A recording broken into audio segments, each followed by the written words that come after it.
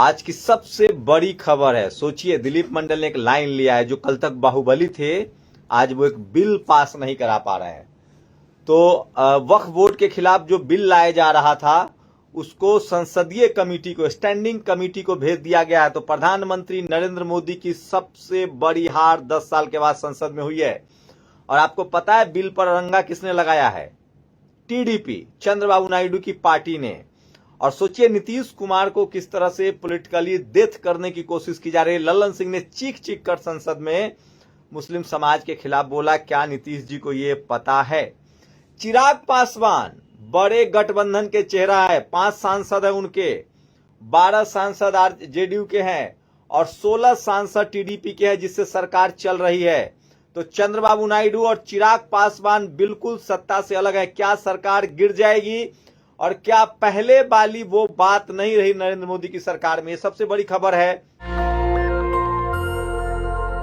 सोचिए किस तरह से सरकार की विश्वसनीयता सवालों के घेरे में है। प्रधानमंत्री मोदी पर लगातार हमले हो रहे हैं, खासकर विनेश फोगाट के मामले में। और एक बड़ी खबर है, कल संसद भवन के पास, देश की राजधानी दिल्ली में संसद भवन के पास एक मैसिव प्रोटेस्ट है। पूरा SC ST OBC Bahujan Samaj के लोग, अम्बेडकराइट जो हैं, वो जुटने वाले हैं। और इस बार मामला है बाबा साहेब की मूर्ति, शिवाजी महाराज की मूर्ति, फूले साहब की मूर्ति, बिरसा मुंडा की मूर्ति, सबको ब्यूटिफिकेशन के नाम पर जो एक तरफ कर दिया गया है। तो सोचिए, संसद में सरकार की पहली बड़ी हार हुई है। और वक्फ बोर्ड को लेकर जो बिल आ रहा था, उसको भेज दिया गया है। आपको बता दें कि संसदीय समिति के पास, स्टैंडिंग कमेटी के पास। इसका मतलब है कि चंद्रबाबू नायडू, नीतीश कुमार और चिराग पासवान ने बिल्कुल हाथ खींच लिए इस सरकार से। मान्यवर कांशीराम साहब की लाइन याद आती है, लोकतंत्र में मजबूत नहीं मजबूर सरकार चुनिए। तो ये बड़ी खबर है।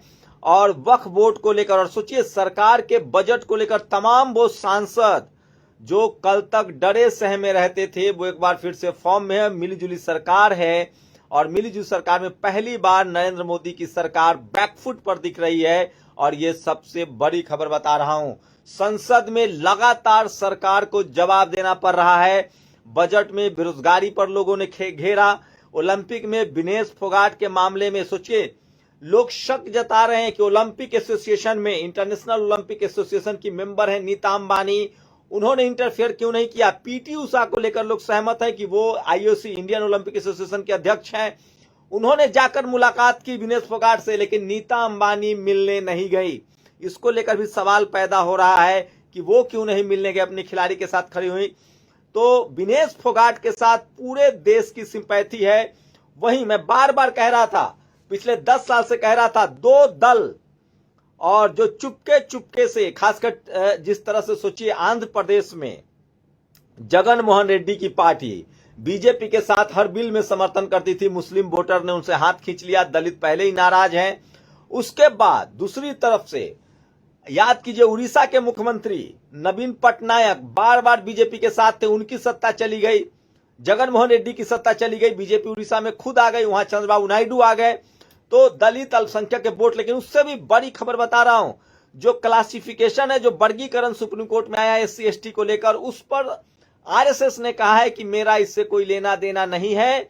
और दत्तात्रेय हसबोले ने कहा है कि हम संवैधानिक जो प्रावधान है, जो कंस्टिट्यूएंट असेंबली का भाषण है, उसी पर अडिग रहेंगे।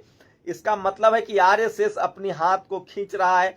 तो ये सबसे बड़ी खबर है। लेकिन सोचिए, बीजेपी की बड़ी हार हुई है वक्फ बोर्ड को लेकर। और अखिलेश यादव हो, बीएसपी सुप्रीमो मायावती का बड़ा ट्वीट आया है कि ये जानबूझकर मुसलमानों की जमीन कब्जाने की कोशिश है। लोग तो यहां तक कह रहे हैं कि क्या मुकेश अंबानी का जो घर बना हुआ है एंटीलिया, वो वक्फ बोर्ड की जमीन पर है और मुस्लिम समाज के लोग बिकने के लिए तैयार नहीं है।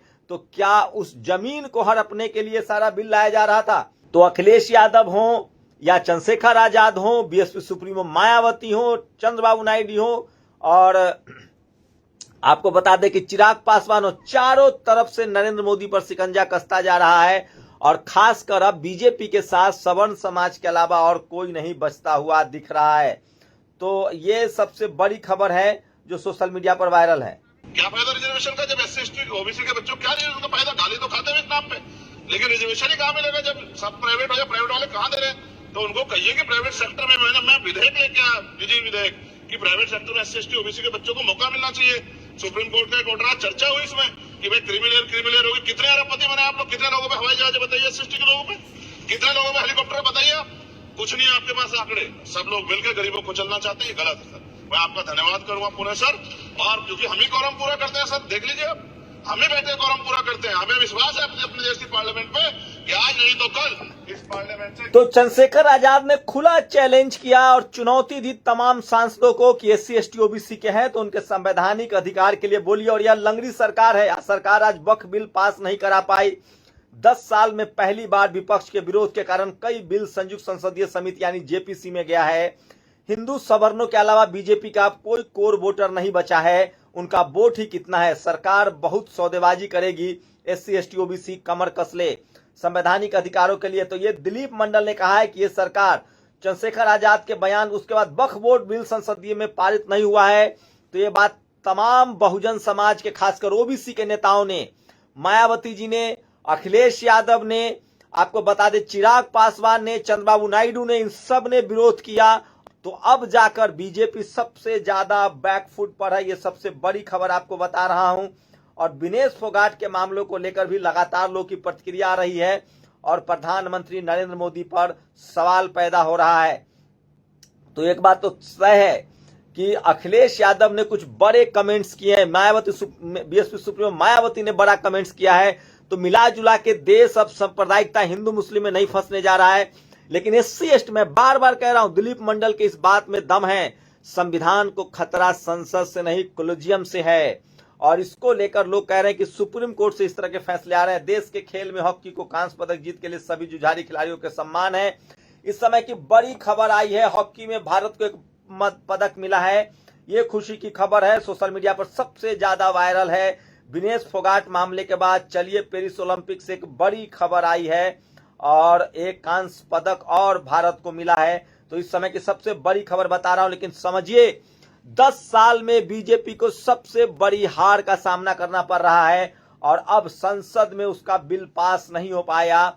और हिंदू मुस्लिम के सहारे बैठी बीजेपी जो है वो बैकफुट पर है। और एक बात तो साफ हो गया है कि अब हिंदू मुस्लिम का दौर खत्म हो रहा है। तो ये सबसे बड़ी खबर है। और सबसे ज्यादा सोचिए, विनेश फोगाट के मामलों को लेकर भी प्रधानमंत्री का जो रवैया है वो ठीक नहीं है और तमाम सांसदों ने GST को लेकर भी विरोध प्रदर्शन किया है। तो पहली बार बीजेपी बैकफुट पर है, अपना बिल पास नहीं करवा पाई है और सवर्ण समाज के अलावा और कोई भी अब बच नहीं रहा है। दूसरी बड़ी खबर है, कल देश की राजधानी दिल्ली में संसद भवन के पास, अगर आप दिल्ली NCR में है तो आपके लिए बड़ी खबर है, कल संसद भवन के पास दलित समाज का, पिछड़े समाज का, अल्पसंख्यक समाज का वो तमाम लोग जो संविधान, संसद और में भरोसा रखते हैं, आदिवासी समाज, जिस तरह से शिवाजी महाराज की मूर्ति, ज्योतिबा फुले की मूर्ति, बाबा साहेब की मूर्ति को साइड कर दिया गया है, उसके बाद लगातार इसको लेकर कल एक मैसिव प्रोटेस्ट है, बड़ा प्रोटेस्ट है। और ये बड़ी खबर जो है वो आपको बता रहा हूं। तो ये देखिए किस तरह से सबसे बड़ी खबर बता रहा हूं। और ये बड़ी खबर है जो सोशल मीडिया पर वायरल है और इसलिए कह रहा हूं, सोशल मीडिया ही सच्चा मीडिया है, सोशल मीडिया ही बहुजन मीडिया है। और विनेश फोगाट का मामला हो, सरकार घिर गई है। वक्फ बोर्ड का बिल का मामला हो, उस पर भी सरकार चारों तरफ से घिर गई है।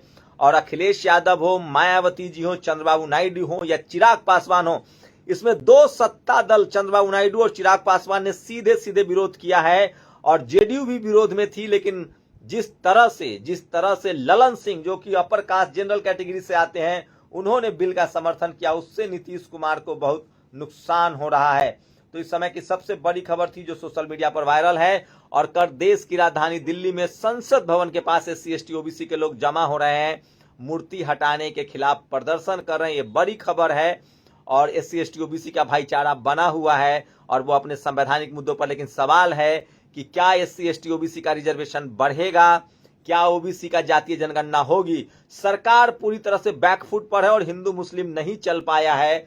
और अमित शाह, नरेंद्र मोदी की जो जोड़ी थी संसद में, जिसकी तूती बोलती थी 10 साल से, वो बैकफुट पर दिख रहे हैं। और अब सरकार की कमान जो है वो चंद्रबाबू नायडू, नीतीश कुमार और चिराग पासवान के हाथ में। ये तीन बड़े प्लेयर हैं जो किसी भी कीमत पर, तीनों के तीनों SC ST OBC के नेताओं से आते हैं और इन तीनों के हाथ में कमान है। और अब बीजेपी को खुली छूट नहीं मिल रही है और खासकर वक्फ बोर्ड बिल पर भी हिंदू मुस्लिम नहीं हो पाया और बीजेपी को सारे के सारे बिल जो है वो JPC में, ज्वाइंट पार्लियामेंट्री कमेटी को भेजना पड़ा है। तो बीएसपी सुप्रीमो मायावती जी ने भी ट्वीट करके कहा है कि ये मुसलमानों के साथ भेदभाव है, उनके जमीन कब्जाने को। मैं बार बार कह रहा हूं, बीएसपी सुप्रीमो मायावती जी हमेशा मजबूती से न्याय के साथ खड़ी रहती हैं और अब तो चंद्रबाबू नायडू और ने साफ साफ कहा है कि हम इस बिल को नहीं पास होने देंगे। तो क्या नरेंद्र मोदी की सरकार खतरे में है? ये सरकार ज्यादा दिन नहीं चल पाएगी। जिस तरह से उनके गठबंधन के लोग, अनुप्रिया पटेल का नाम नहीं भूल पाएंगे आप, अनुप्रिया पटेल लगातार SC ST OBC के मुद्दे पर बात करें। तो आज जिस तरह से वक्फ बोर्ड के मामले पर चंद्रबाबू नायडू ने, चिराग पासवान ने स्टैंड लिया है, आने वाले समय में SC ST OBC के जिस तरह से नॉट फाउंड सुटेबल लिखा जा रहा है, बहुजनों की हकमारी हो रही है, कल बड़ा प्रदर्शन भी हो सकता है बाबा साहब की मूर्ति हटाने को लेकर। तो धीरे धीरे SC ST OBC को लोग यूनाइट हो रहे हैं। बीजेपी के पास अब सवर्ण समाज के अलावा किसान जातियों का भी समर्थन नहीं बचा है, खासकर जाट, पटेल, मराठा, गुर्जर भी नाराज हैं। तो ये स्थिति है और 10 साल में लोकतंत्र में, भारत में लोकतंत्र की जड़ें गहरी है, बाबा साहब का संविधान गहरा है। लेकिन सवाल है कि सरकार में ताकत तो नहीं है SC ST OBC का हक छीन ले। सारे इस तरह के फैसले सुप्रीम कोर्ट से आ रहे हैं। तो ये बड़ी खबर बता रहा हूं आपको कि वक्फ बोर्ड बिल के जमीन पर सरकार झुक गई है, संसदीय कमेटी को भेजी गई है और बड़ी जीत है विपक्षी दलों के भी। और 3 बड़े घटक दल TDP, JDU और चिराग पासवान और खासकर अनुप्रिया पटेल जैसे लोगों ने साफ साफ सरकार से हाथ खींच लिया है। और विपक्ष में मायावती जी हो या फिर समाजवादी पार्टी हो, ये सब जो है वो बीजेपी के लिए मुसीबत बन रहे हैं। तो लगता है कि बीजेपी का दौर खत्म हो रहा है। और दिलीप मंडल की मानो तो SC ST OBC अल्पसंख्यक समाज बीजेपी से पहले ही दूर था और SC ST OBC की हकमारी करके, मैं बार बार कह रहा हूं, बीजेपी ने जिस तरह से इकोनॉमिक वीकर सेक्शन का रिजर्वेशन दिया और जिस तरह से SC ST OBC का हक बीजेपी की सरकार में छीनी गई, नॉट फाउंड सुटेबल हुआ, 13 पॉइंट रोस्टर आया, सुप्रीम कोर्ट से जिस तरह के फैसले आ रहे हैं, वो बीजेपी के लिए मुसीबत बन रहे हैं। कल देश की राजधानी दिल्ली में संसद मार्ग पर बड़ा प्रदर्शन है, जंतर मंतर के पास बड़ा प्रदर्शन है बाबा साहब की मूर्ति को हटाने लेकर। इस समय की बड़ी खबर थी। अपनी प्रतिक्रिया जरूर दीजिए। शुक्रिया। नेशनल दस्तक की आपसे गुजारिश है कि अगर इसको बचाना चाहते हैं तो नेशनल दस्तक को सब्सक्राइब करने के लिए रेड कलर के सब्सक्राइब बटन को दबाएं, फिर बेल आइकन की घंटी दबाएं। नेशनल दस्तक को बचाने के लिए बहुत जरूरी है कि हर खबर को शेयर करें, लाइक करें, कमेंट जरूर करें।